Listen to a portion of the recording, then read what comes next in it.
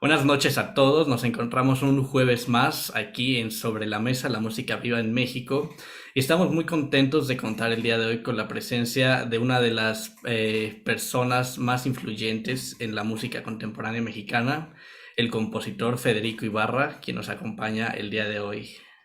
Maestro, es un placer tenerlo con nosotros.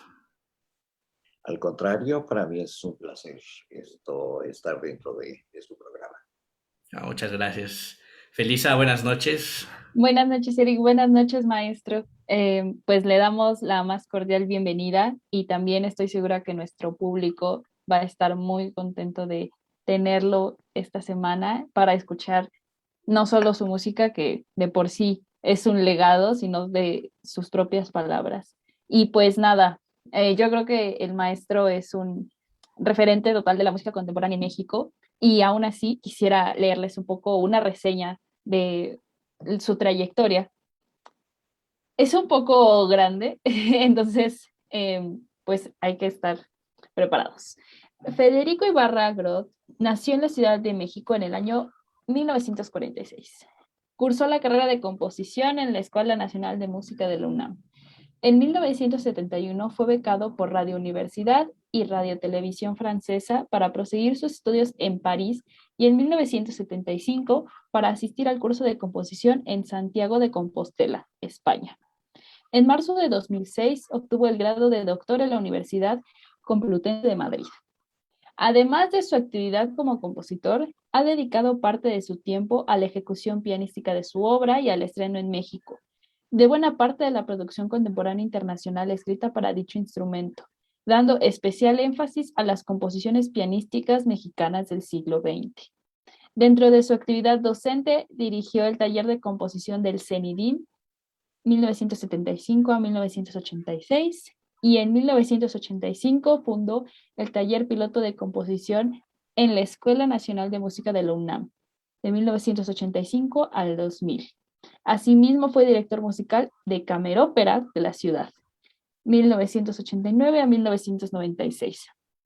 Su catálogo de obras abarca los géneros ópera, ballet, sinfonías, conciertos para solistas, sonatas, cantatas, canciones y otras obras escritas para diversas combinaciones instrumentales y vocales, así como música para teatro. Parte de ellas han sido editadas, grabadas e interpretadas en México y otros países como Australia, Polonia, Francia, Bélgica, España, Inglaterra, Alemania, Hungría, Estados Unidos, Argentina, Venezuela, entre muchos otros países. Se ha hecho acreedor a una gran cantidad de becas, reconocimientos, premios y diplomas, destacando el máximo reconocimiento con el que el Estado mexicano premia a sus creadores, el Premio Nacional de Ciencias y Artes del 2001.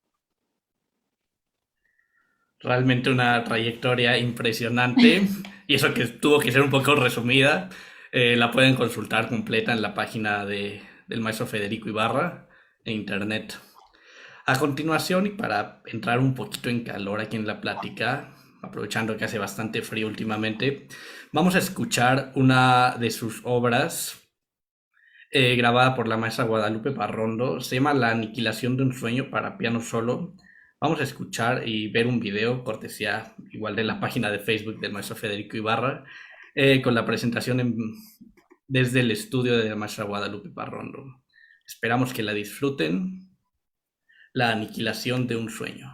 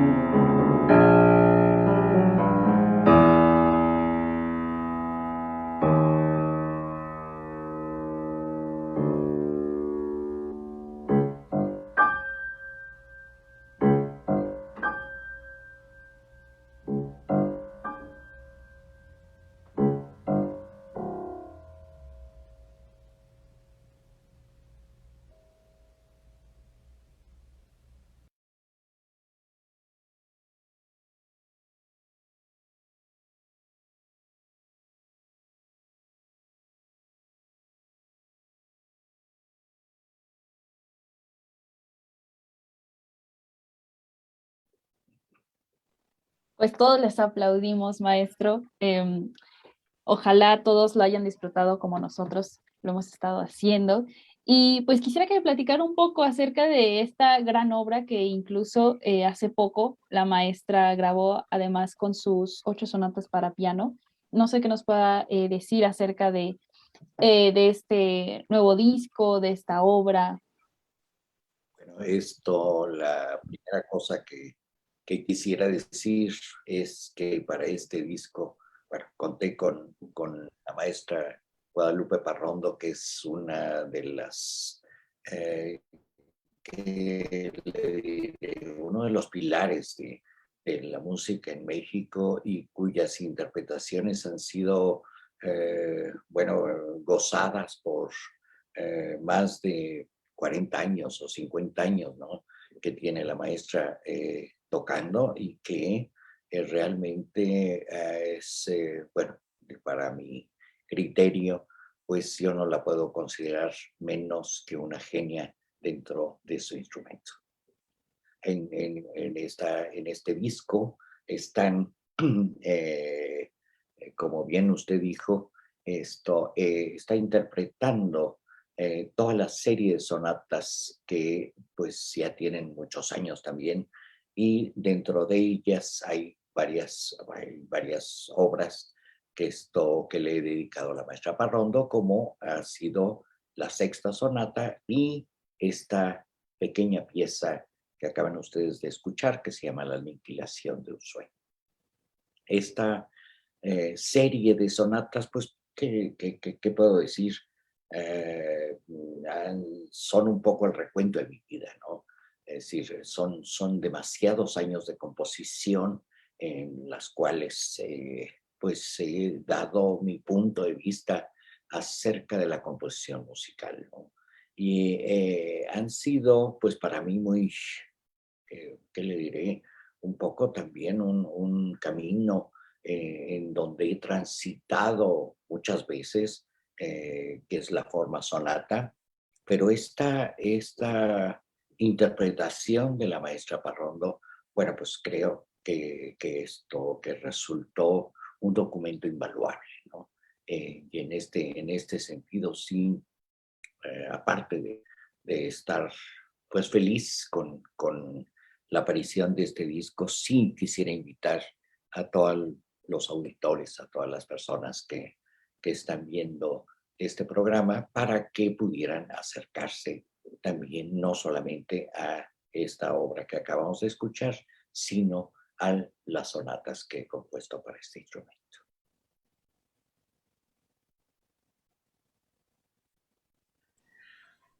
Hizo un recuento maravilloso, como usted dice, de toda su vida. Pues ha sido una trayectoria de más de 4 décadas la que usted tiene. Y ver este, digamos, este proceso, su propio proceso a través de todas sus, en este caso de las sonatas, pero pues igual de toda su producción musical. Y otro punto que a mí se me hace súper importante es precisamente el trabajo que usted está desarrollando con su propia música. O sea, interesarse mucho en producir su propia música. Recientemente, pues con la realización de este disco, de este álbum doble, y aparte la grabación de sus otras 2 óperas también. ¿Qué lo llevó a escoger precisamente estos trabajos en este momento para grabarlos? Bueno, mire, en realidad, el disco más reciente, o la grabación más reciente, es el de la maestra Parrondo. Pero las otras grabaciones de las óperas, ya tenían, pues, ¿qué le diré? Pues varios años enlatadas, ¿no? Es decir, no por una razón o la otra, por supuesto, por falta de dinero, no habían podido salir al mercado, y me da mucho gusto, pues también, que en este momento ya se puede disponer, o pueden disponer el auditorio, las personas, para poder escuchar estas grabaciones que sí, pues, ¿qué le diré? De menos, tenían unos 4 o 5 años de haberse grabado y que no habían podido salir al mercado, ¿no?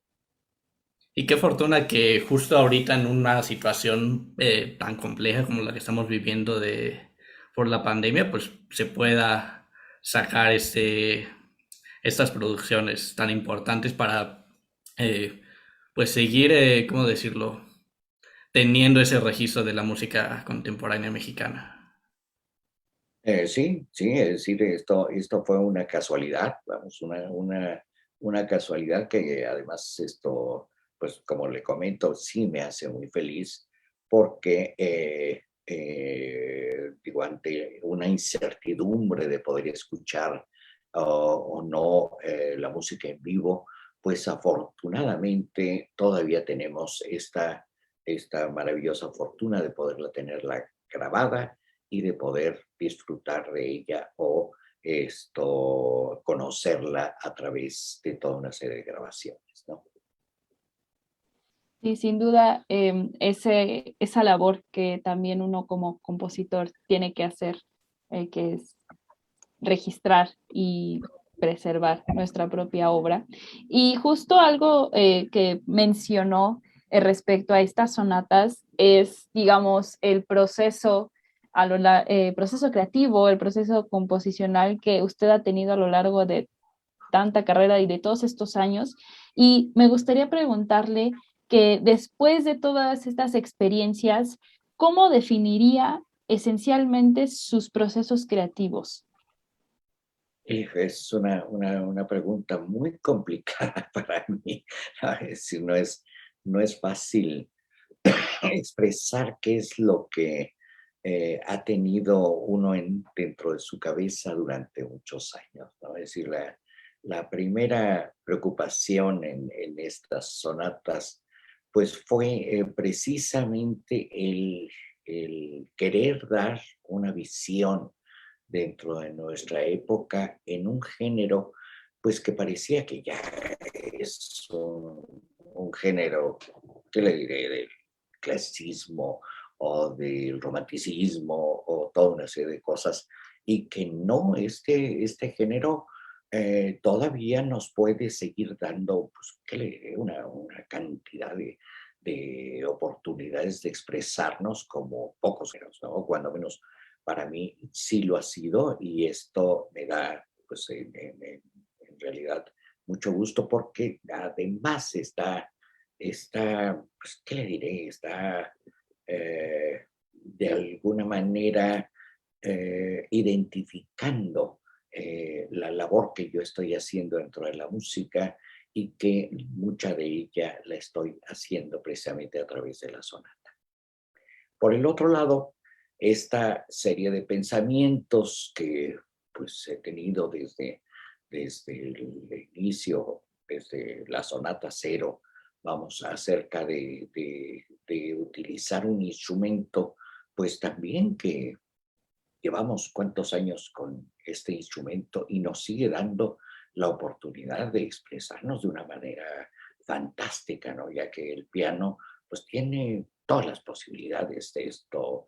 Eh, Alguien decía que el órgano es el rey de los instrumentos, pero pues creo que cada uno de los instrumentos tiene una serie de posibilidades infinitas y con las cuales podemos jugar, podemos eh, hacer oír nuestra voz a través de estos instrumentos y que no se acaban, ¿no? Es decir, pareciera también que el siglo XIX, con todas las producciones que hubo para piano, bueno, ya nos había dado particularmente todas las posibilidades del piano y no.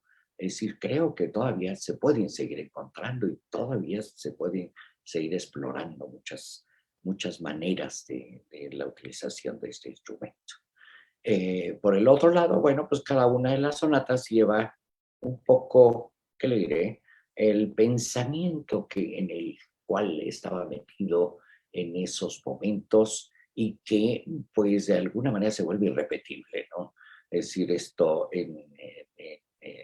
lo único que podría yo decirle es que toda esta aventura de estas obras pues empieza en los tiempos en donde yo todavía era estudiante de composición, ¿no? Con la sonata cero, una sonata que rescaté, que era una especie, pues un poco ¿qué le diré? Como un ejercicio, ¿sí? Un ejercicio de composición, eh, pero que a la vez me resultó muy bonito hacerlo, ¿no? Es decir, muy agradable, muy el estar explorando a ver qué es lo que se podía hacer hasta la última de mis sonatas, que es la sonata 7, ¿no? Esta sonata también está dedicada a un pianista norteamericano que pues se dio a la tarea, sin que nos conociéramos personalmente, ¿no? De grabar todas mis sonatas, ¿no? Esa es otra grabación que existe en Estados Unidos y que, bueno, pues también me da mucho gusto que este pianista la haya podido hacer, como me da un enorme gusto el que la maestra Parrondo se haya ocupado de ello. Pues sin duda es algo muy interesante de escuchar este concepto, digamos, de toda la sustancia que aún hay en los instrumentos, ¿no? Y no solo el instrumento por ser en sí el, digamos, el material por el cual uno se expresa, sino porque, pues, uno como compositor o uno como músico, a veces luego le taladra un poco esta idea de, no, es que pues todas estas obras se escribieron y eventualmente cuando creo uno va avanzando más, se da cuenta que el valor justamente es tan único que no hay como caso en comparar, ¿no? O sea, una obra escrita hace 200 años y una obra escrita en este momento o hace 15 años, ¿no? Y creo que algo que rescato mucho de toda esta gran respuesta que nos dio es justamente como cómo ha sido ese proceso literal de descubrirse a uno mismo, ¿no? En la composición todo el tiempo.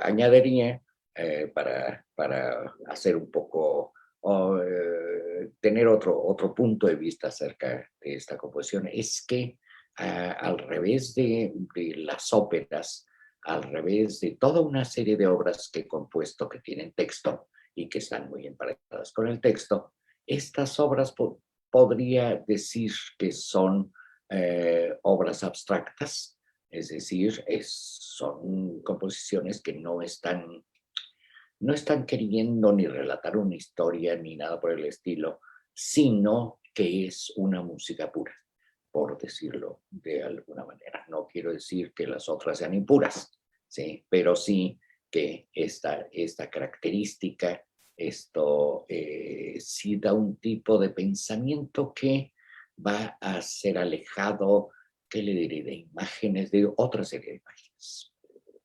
¿Sí?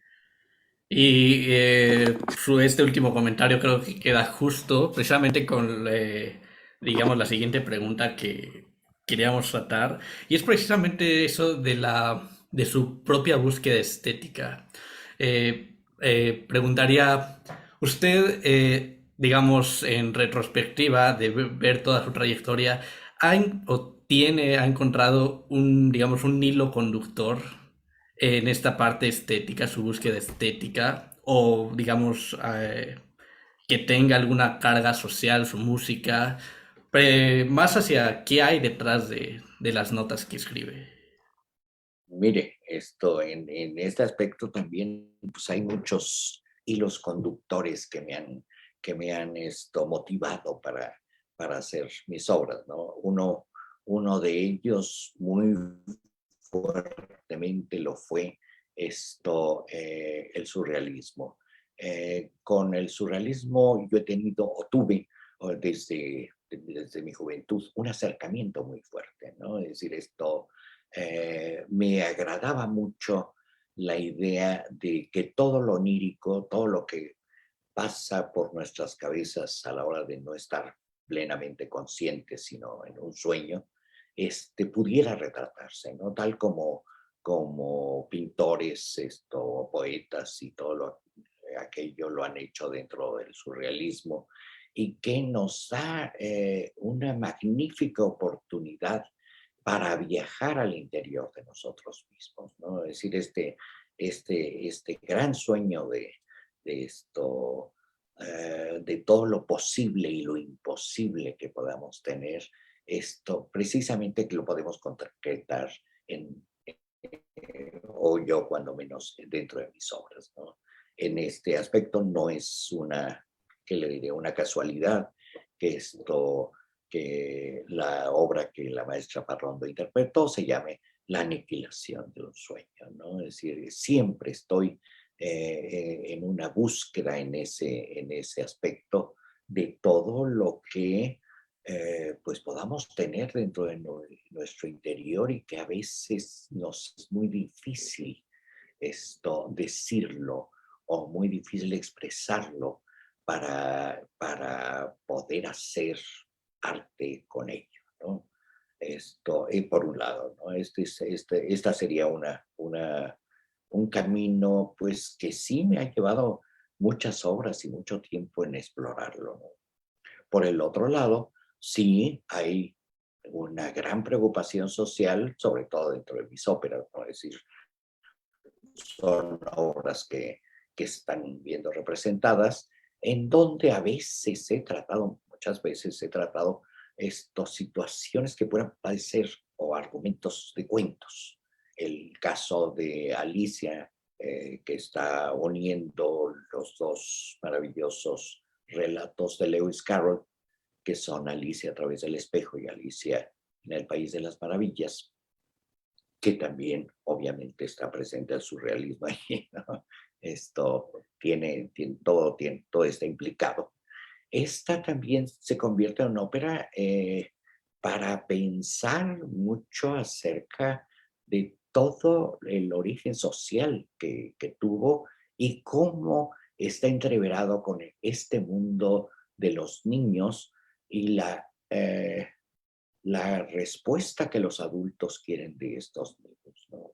En general, para mí, Alicia, como otra de mis óperas, que es El Pequeño Príncipe, no la considero especialmente escrita para niños o que puedan entender los niños, pero sí son óperas que nos hacen reflexionar mucho acerca de ese mundo infantil en el cual pues pocas veces creo que nos hemos parado a pensar, ¿no? Es decir, por supuesto que hay muchos cuentos para niños, etcétera, etcétera, producciones, películas, lo que usted quiera, pero investigar qué es lo que ocurre con un niño, como en el caso del Pequeño Príncipe, bueno, pues eso es una respuesta, ¿qué le diré? A un planteamiento social, ¿no? De cómo estar preocupados por una serie de personas que están junto a nosotros y que a veces no podemos entender cabalmente. Por el otro lado, en una de mis últimas óperas, en El juego de los insectos, sí, allí sí sí es una crítica social muy fuerte hacia toda nuestra sociedad. Entonces, como ve usted, pues digo, estas serían dos vertientes de lo que he podido hacer en mis obras. Sería como una adaptación que usted mismo hace al Federico compositor y adaptarse a lo que realmente la obra necesita, ¿no? Pero siempre digamos, marcando su propio estilo, ya sea, como usted decía, una música pura o lo que otros llaman arte servil o arte libre, de que en una ópera, por ejemplo, por decirlo de una manera, quizá haya un poquito más una carga hacia la parte del texto o hacia la parte misma de la actuación y no tanto a la música, pero como lo escuchamos en La aniquilación de un sueño, tiene una carga, yo pensaría, un poquito más filosófica y es parte, ¿no? De su propio estilo. Así es parte de la trayectoria que he tenido y de toda la serie de preocupaciones que tengo dentro de mi cabeza, ¿no? Y ahora, maestro, hablando justamente de este tema del estilo, em, siempre nos recalcan un poco como el desarrollar nuestro propio estilo. ¿Y usted qué aspectos cree que definen el estilo de un compositor? ¿Y cómo es esta búsqueda o si es algo puramente nato o es algo que se desarrolla o es algo, no sé, que me interesa mucho su opinión?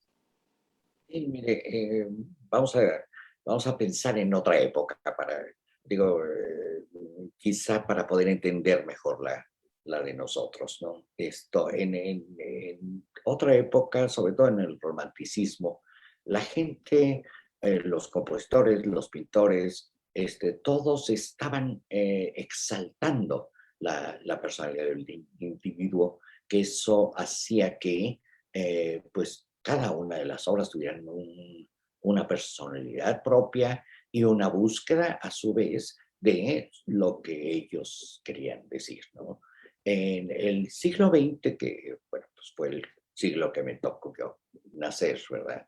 Esto era o fue una época extraordinariamente difícil para este tipo de cosas, ya que había una multitud de corrientes, una multitud de pensamientos, una gran búsqueda de, pues, ¿qué le diré?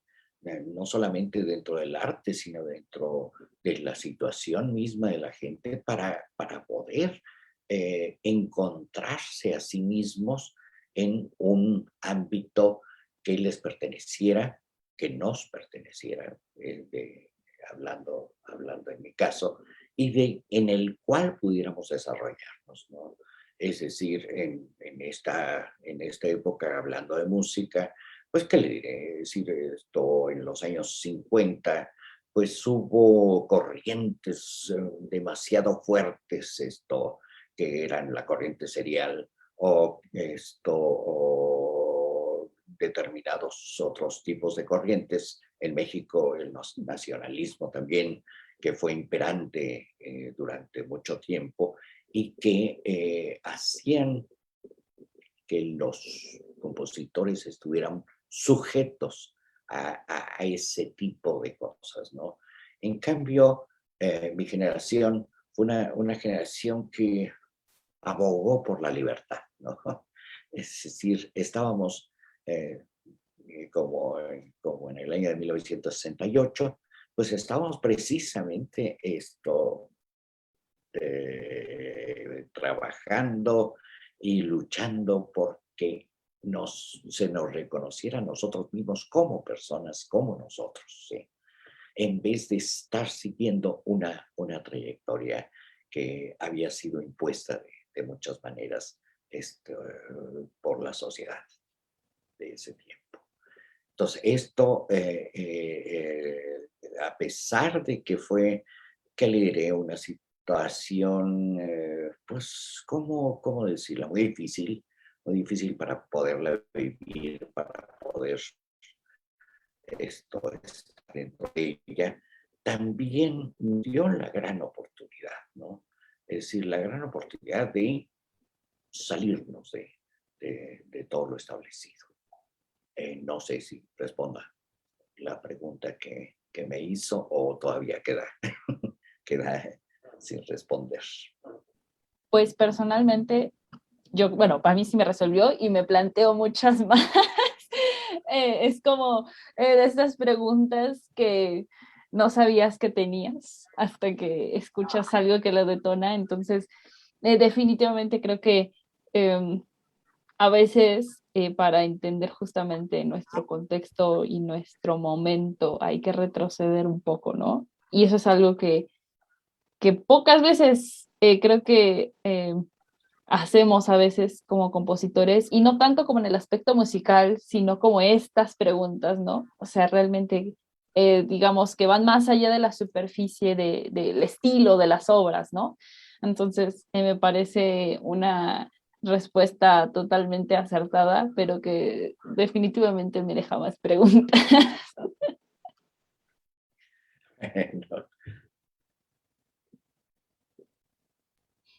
Y precisamente con esta parte, pues, del contexto que primero a usted le tocó vivir y ahora, digamos, de cierta manera estamos compartiendo.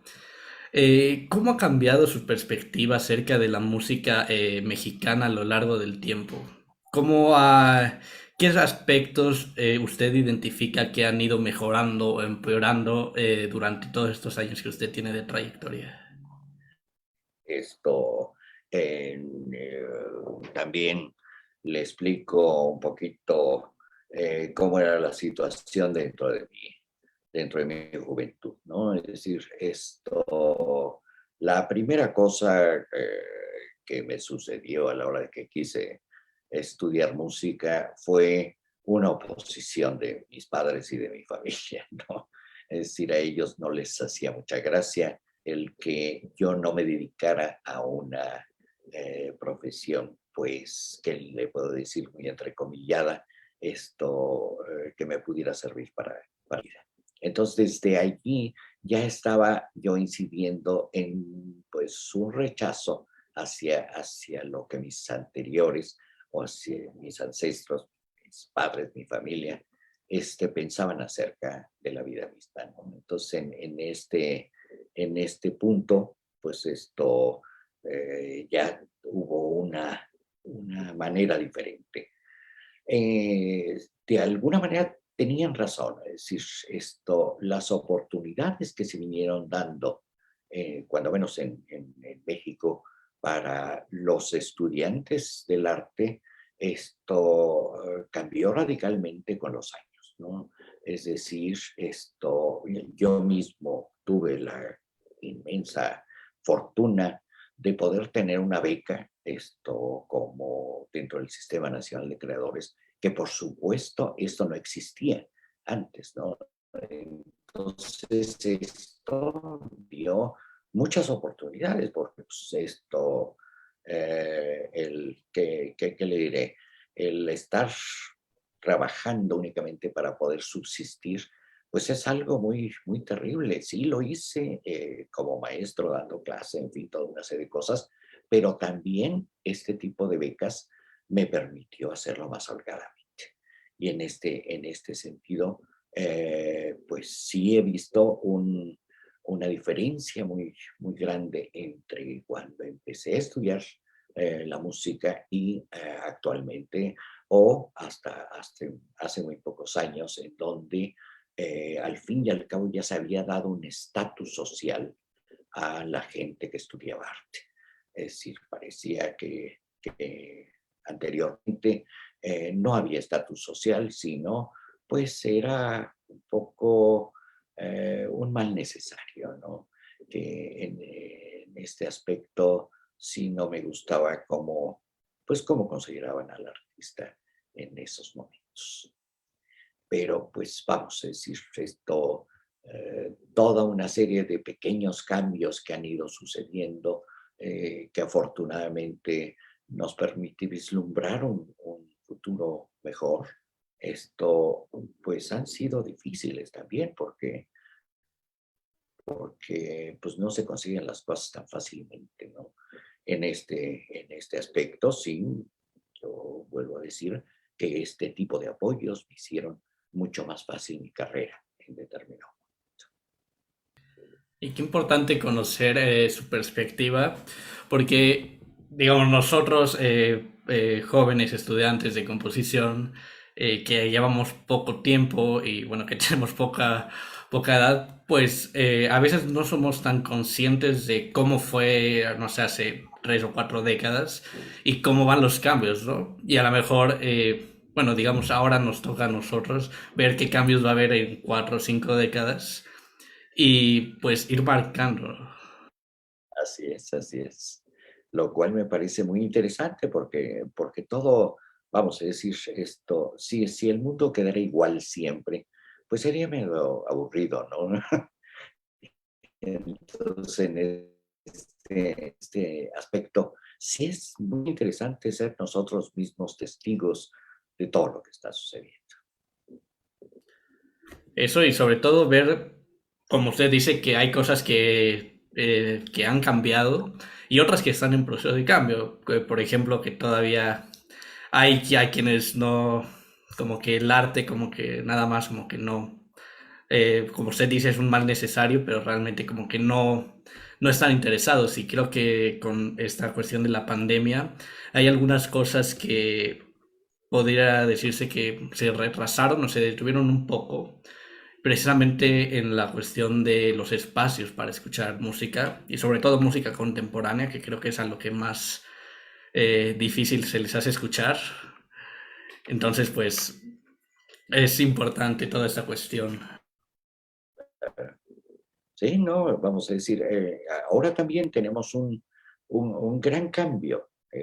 Digo, hasta hace un año y medio no nos imaginábamos que que se hubiera podido no retrasar, sino cancelar todo lo que lo que estábamos esperando nosotros como vida.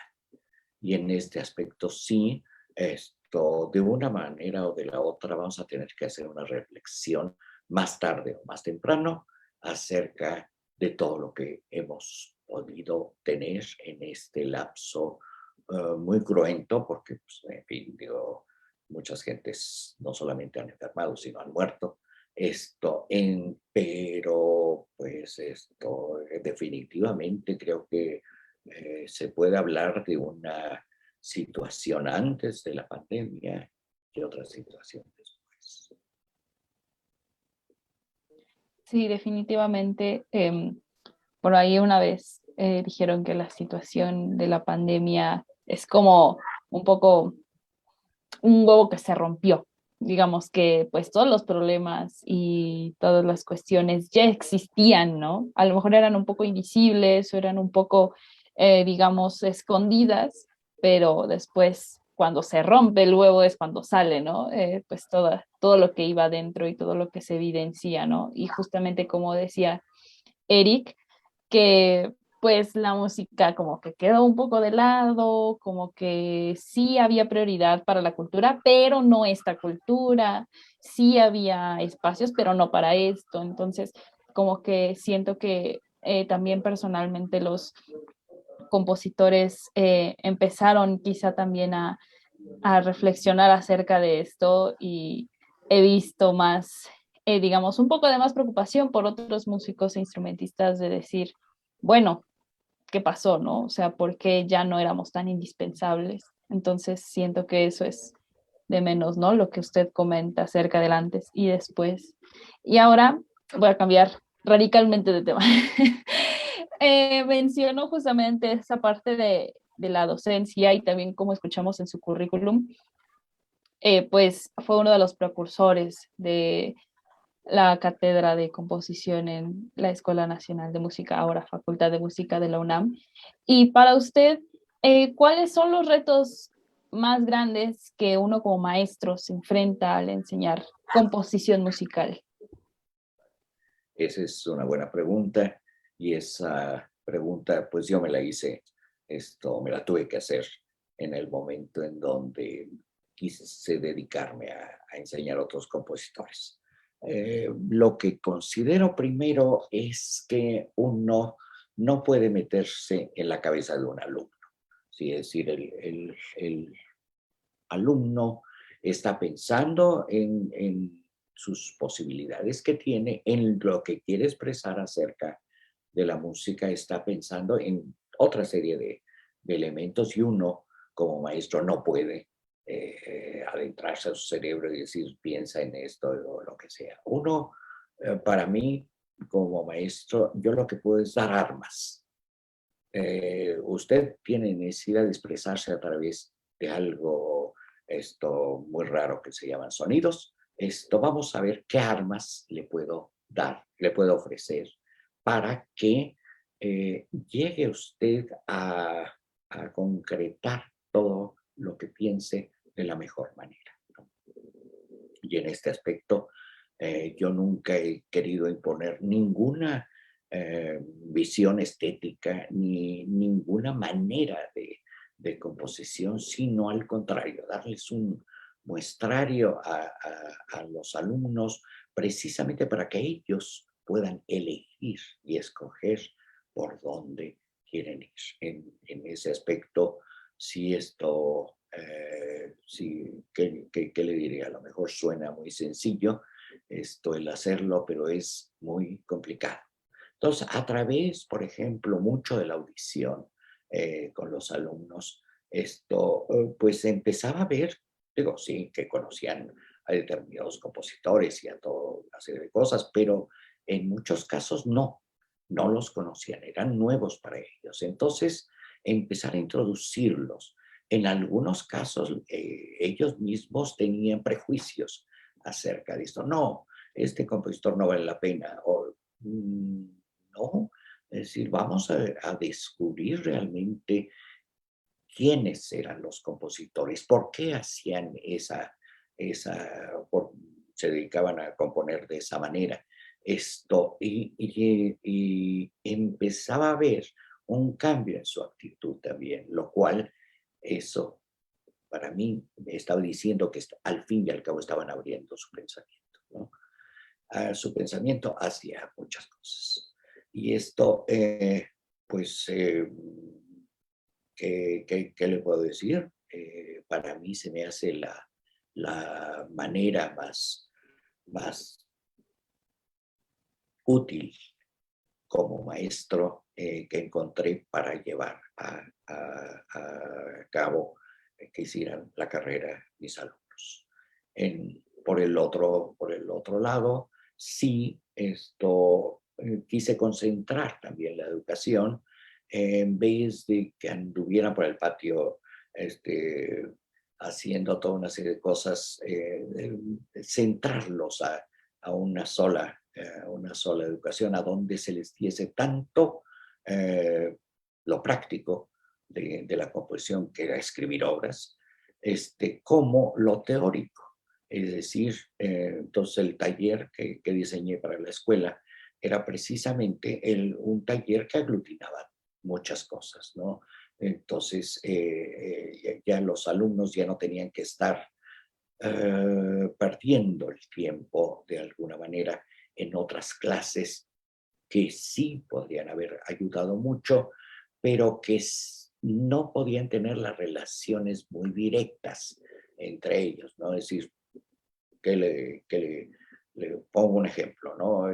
Yo estudié de repente dentro de la enseñanza en la escuela una materia que se llama acústica. Pero, ¿qué tenía eso que ver con mis intereses para la composición? Pues era muy difícil para mí descubrirlo. Lo descubrí tiempo después. Pero eso ¿qué quiere decir? Que a veces los conocimientos a uno le dan mucho trabajo poderlos unificar para lo que uno quiere hacer, ¿no? En cambio, dentro del taller, pues todo estaba unificado. Y entonces, si estábamos viendo conocimientos acústicos, íbamos a aplicarlos directamente dentro de la composición en determinado momento, ¿no? También, no sé si si responde a la pregunta, ¿no? Sí, creo que la verdad es una responsabilidad enorme, sobre todo en la composición, ¿no? Y una línea tan delgada y peligrosa de cruzar en el momento en que un compositor, parándose frente a un alumno, no debe de tratar de darle su estilo, ¿no? O sea, prácticamente para qué queremos dos compositores con el mismo estilo, si que realmente la búsqueda es personal y como usted dice, pues con las armas, dar herramientas. Creo que, no me acuerdo con quién lo platicábamos hace unas semanas, igual aquí en este espacio, que la composición realmente no se puede enseñar. Se enseñan herramientas, se enseñan, como usted llama, armas, y quizá puede ser ir desarrollando cierto pensamiento lógico y coherente, pero pues la composición se vuelve algo personal y una búsqueda de digamos, un estilo propio, en el que el compositor docente pues siempre está con peligro de caer y pasarse un poquito más del otro lado en la mente del alumno. Sí, sí. Vamos a decir, allí mucho tuve un poco un problema que hace rato mencionaba algo que para mí fue muy deseoso en determinado momento, que era la libertad, ¿no? En determinados alumnos encontré con que no querían mucho esa libertad, sino que querían mejor tener una manera de hacer las cosas y que yo les indicara esta manera. Así van a tener este resultado. Y pues en ese aspecto yo no lo pude hacer, ¿no? Es decir, era al contrario, no, no, señores, vamos, es decir, siéntanse libres para que puedan investigar lo que ustedes se quieran imaginar y lo que puedan hacer a través de la música. La música es un espacio abierto, ¿no? Este espacio abierto, cada uno de nosotros vamos a ir tomando determinadas cosas que nos interesan y sobre ellas vamos a trabajar. Sí, yo para qué quiero tener a varios Federicos haciendo la misma música que yo. No, eso no me parece porque no, no encuentro ningún sentido a ello, ¿no? Exacto, y sobre todo, pues, como usted dice, la libertad y la importancia de ser, ¿cómo decirlo?, honestos y responsables con uno mismo y aprender a tener nuestra propia búsqueda, tanto social, estética y lo que queramos hacer. Precisamente, pues, digamos, muchos ejemplos hay de esa libertad y pues que ahora podemos catalogar como grandes estilos o escuelas que se han ido desarrollando en la música y que de una u otra manera nosotros podríamos quizá pasar a la historia con esa libertad. Es muy probable, o que a lo mejor no. Es decir, en la época clásica, bueno, pues había una serie de estilos a seguir y había que desarrollar la imaginación a través de esas cárceles a donde estaban de alguna manera reducidos los compositores, ¿no? Y entonces es muy interesante ver cómo no se parece en nada Haydn a Mozart, ni Mozart a Beethoven, a pesar de que estaban muy ceñidos en lo que tenían que hacer, ¿no? Entonces, vamos a decir, no puedo decir que esto es lo mejor, pero sí puedo decir que esto es una manera de pensar del siglo XX. Claro, y ahora para ir cerrando un poco esta gran charla que estamos teniendo el día de hoy, pues esta quizás la pregunta más importante de la noche y la que muchos esperamos con ansias, sin presiones, maestro, claro que no. Y es, ¿qué consejo puede dar a todos los músicos que lo están escuchando, principalmente a los jóvenes, que en su mayoría apenas estamos entrando al mundo real de la música?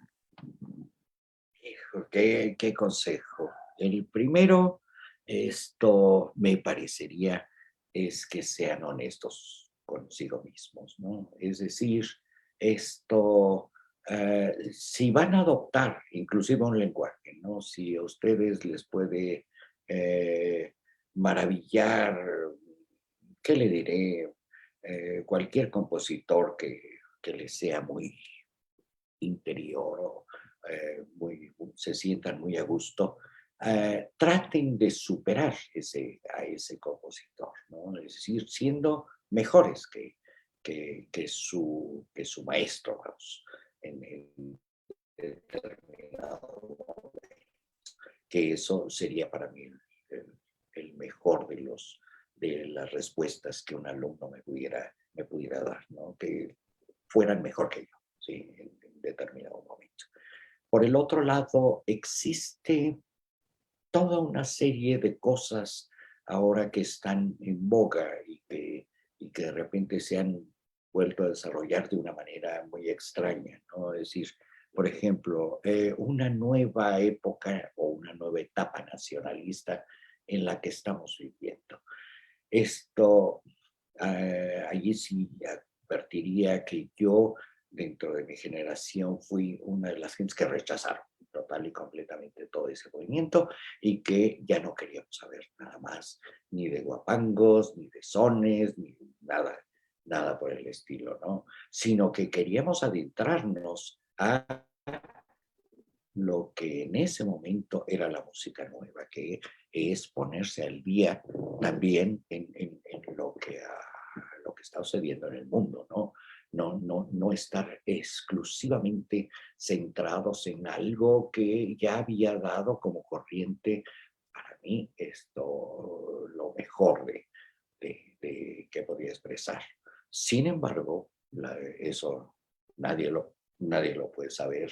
Esto ahora hay otra corriente de alguna manera diferente para lo que es la música nacionalista. Si pueden ustedes dar y aprovechar y ser mejores que Chávez o Revueltas, pues adelante, vamos, ahí sí, no hay ningún problema, ¿no? Digo, yo creo que si tenemos la capacidad y el amor y la confianza para poder hacer algo mejor que Arturo Márquez, vamos, pues bienvenido todo el asunto, ¿no? Porque digo, en realidad yo estoy viendo a Arturo Márquez como una gente que le diré, pues vamos, muy consciente acerca de lo que hace, por un lado, y lleno de toda una serie de sabiduría de todas las épocas que también le precedieron, ¿no? Y entonces en este aspecto, pues delimitar qué es lo que ustedes quieren y adelante, ¿no? Es decir, estéticamente, sobre todo ser muy conscientes de la técnica que vamos a utilizar o que van ustedes a utilizar y llevarla al grado máximo, ¿no? Recuerdo algún momento que alguien me decía, haciendo la comparación para otras épocas, ¿no? ¿Y cuándo compones tu Petrushka?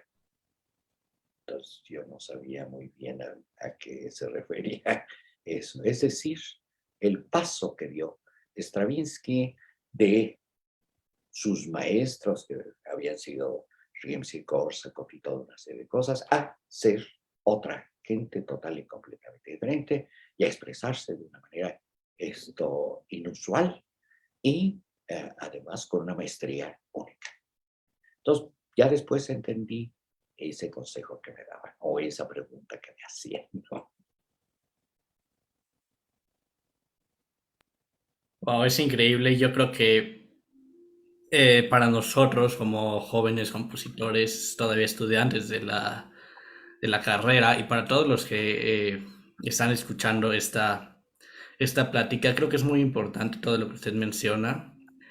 Y lo que más rescato pues es la responsabilidad con uno mismo de no componer lo que otros quieren que compongamos, sino pues, hablar, digo, ahora sí que hablar por nosotros mismos y componer a partir de eso.